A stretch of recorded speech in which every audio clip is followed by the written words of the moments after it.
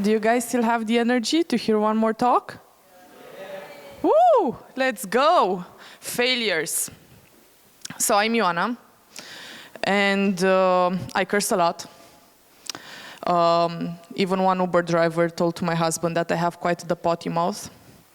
But I did fail a few times, quite numerous times. And when it comes to failure, I have at least a menu to choose from.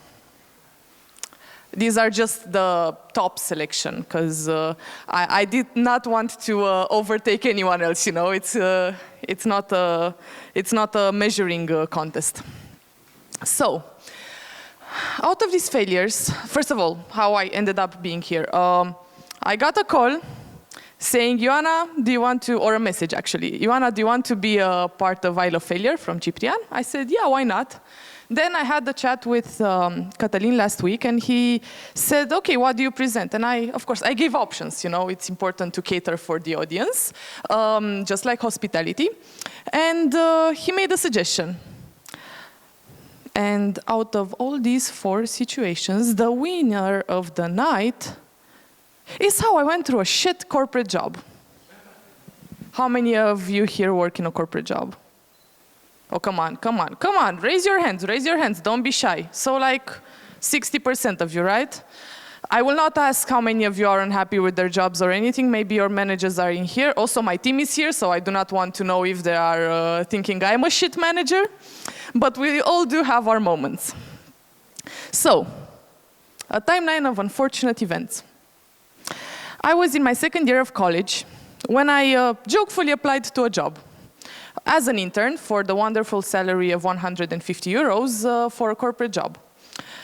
After 4 interviews, technical interview, assessment center, German language, behavior, English language, I think it was 5 actually, I ended up getting this job, which was interesting because I started working on a banking project and then quickly moved on to a sports project, which had nothing to do with my German language interview.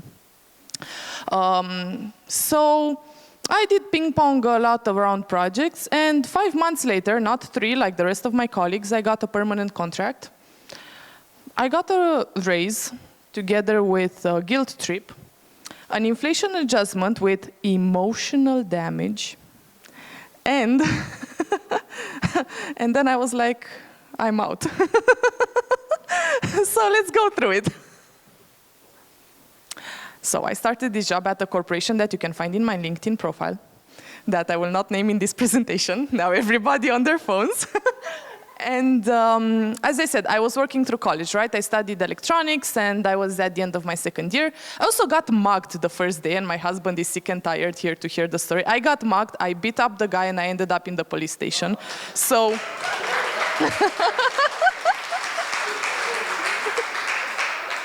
I also carried the guy on my lap there. It was very interesting. So the first month there, I started working on my things, you know, and I said, well, this X thing can be done better. So my mentor, my buddy, said, noi nu suntem aici să ne gândim cum ar putea fi făcut mai bine, ci suntem aici să executăm. Excuse me, Mr. Smarty Pants. Then my manager, Mr. M, with the, you have him there, that's his visual representation, said, IOANA, sunt foarte îngrijorat că nu te ridici la înălțimea standardelor și cred că nu va continua bine această colaborare. Te rog să te redresezi. My blood boiled. It was my first job. I was not as sassy as I am now here. I was much more of a corporate, yes, woman. So I was like, fucking shit. I won't get a job. My career is going to waste. This is not going to end well. And it continued. 5 months later, I was told that me and my colleague are very lucky to get permanent contracts, and that my boss does not produce failures. Which of course implied that I'm one of the failures that need to be brought back to the good path, right? Of course, I am a high-functioning anxiety person, so every time I get bad feedback, something inside me dies a little, so please don't give me bad feedback. So, basically I was like, I need to get back on my feet. Meanwhile, I was working on a project team of 10 people, out of which, like apart from me and my colleague, there were 10 people and they all quit. We were managing the data infrastructure for the Rugby World Cup in 2015, and we were 2 people, which one had no clue about rugby, and 2, you couldn't really say that I had a clue about my job. So it was a 2-in-1 situation. Although I love my job, I was a data specialist doing ETL processing. It was really nice, and it's definitely in my comfort zone. And sometimes I really do wonder what would have happened if I would have kept working in that field. Then, things started going even worse. I do like to think of myself that I have a lot of resilience. And basically, I had to work in stealth mode, or pascuns. So doing deployments on Christmas Day and stuff like that, just to make sure that my boss doesn't see me. And then he was, of course, shocked of my smartness. He was like, oh, did you manage to do this yourself? Oh my God, who taught you? I thought you copied on your employment test. Yeah, interesting. So basically, as you can see, my story is about emotional damage. And then, when things keep staying in the professional realm and you're like, okay, I'm an incompetent, I need to learn. Like, all hard skills can be learned. Soft skills, not quite. But hard skills, coding, cooking, stuff like that, unless you really don't try, or, of course, you have other impairments, you really cannot fail at them. But things started going around comments about my weight. Every time I would get a dessert, my boss would say, Miss Frinku, te-ai cam rotunjit. And then he tried to add me on Strava as his buddy and friend so he could track how much sport I'm doing. So, yes, it was very interesting. I see some really, really shocked faces in the audience. But as a woman in technology, you learn a lot, you build a lot, and sometimes you go through these phases. And one of the things that put an end to it, or like literally, I couldn't put it in any better words than a pus bomboana pe colivă, was the fact that I couldn't attend my aunt's funeral. Because I had to work. And then I realized that my aunt, who unfortunately died at the age of 38, suddenly, worked her ass off every day. And for what? Nobody builds a statue for you. You are the only master of your life. So, that happened in April 2016. So I said to myself, and I thought, I think I also spoke to my mom, and I said, I don't want to work until I die. And just to recap a bit, I was working, like the longest working day I had was 26 hours in this company.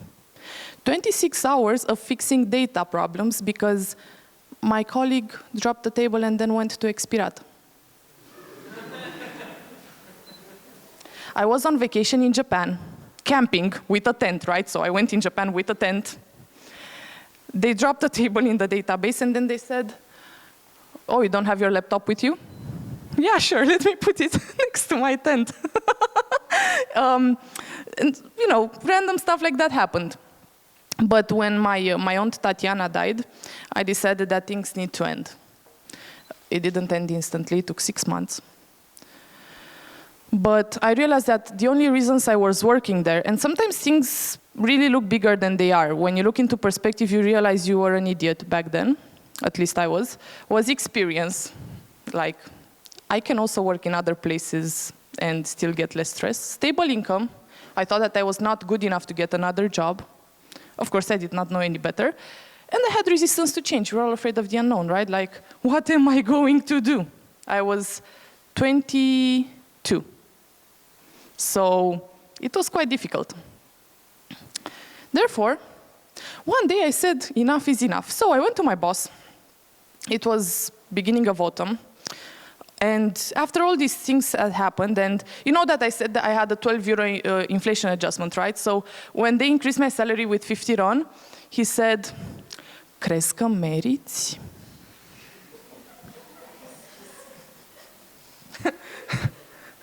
Dude, come on. Yeah, so one autumn day I decided enough is enough. So I went to my boss, we work in a big open space, there were like 100 people around us, and I said, hey, can we have a private talk? And he said, why? I was like, I just need to talk to you for 2 minutes, like that's it, I just need to talk to you. And he said, de ce Miss Frinku vrei să-ți dai demisia? And in front of 100 people I said, yeah, I'm quitting. It was quite exhilarating. I wish I would have flipped the table and everything, but the tables at corporations are very heavy. And I definitely did not have time to go to the gym. I don't have a photo of the event, so I thought this might illustrate how I was feeling. Then I wanted to go to How to Web 2016. Do you guys go to How to Web? Has any of you been there? If you don't, buy some tickets. So it's an amazing conference, and I had one vacation day left. So I actually found a screenshot. This is an actual screenshot of the conversation with my former manager. When I was just double-checking if he approved my vacation. I found this in a Facebook conversation with one of my former colleagues, so I thought that I should dig it out for you. So it looks like my legal rights to have a vacation were not on par with my attitude. Because you can definitely jeopardize a corporation by taking a vacation when they have 5,000 employees, especially when you're very useless. All throughout my, as you can see, I got to the conference, okay? So I got to the conference. So that's a photo from the actual conference. He did approve my vacation day. But during my notice period, which was 1 month, he was physically cornering me in the elevator to ask me, who did I actually fool to hire me? Who would be stupid enough to hire me? How did I manage to do that? Yeah. So that's me on my last day of work. So actually it's one of those days. So as you can see, Dobby is a free elf. He got a glass on the table there, not a sock. But I did leave this company. I said bye to crying in the toilet, thinking that I'm not good enough, working day to night. I was literally sleeping with my laptop. Like my mom here in the audience can confirm. I was sleeping with the laptop next to me, just in case something fails. I think I even have a photo, but I thought that, it's TMI. So this was on my last day of work.